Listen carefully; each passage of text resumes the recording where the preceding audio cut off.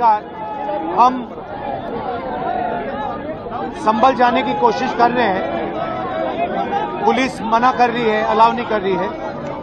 As LOP मेरा अधिकार बनता है कि मैं जा सकता हूं, मगर तब भी वो मुझे रोक रहे हैं। मैंने कहा है कि मैं अकेला जाने को तैयार हूं, पुलिस के साथ जाने को तैयार हूं, मगर उन्होंने वो भी बात एक्सेप्ट नहीं की और अब कह रहे हैं कि कुछ दिनों में अगर हम वापस आएंगे तो फिर वो हमें जाने देंगे।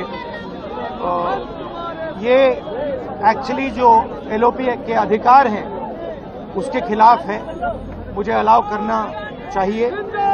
कॉन्स्टिट्यूशन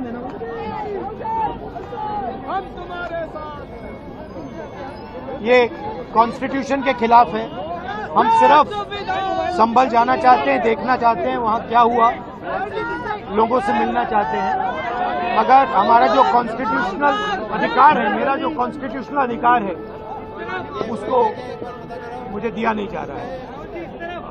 तो यही है, नया हिंदुस्तान है, कॉन्स्टिट्यूशन को खत्म करने का हिंदुस्तान है, अंबेडकर जी के कॉन्स्टिट्यूशन को खत्म करने का हिंदुस्तान है, मगर हम लड़ते रहेंगे। धन्यवाद।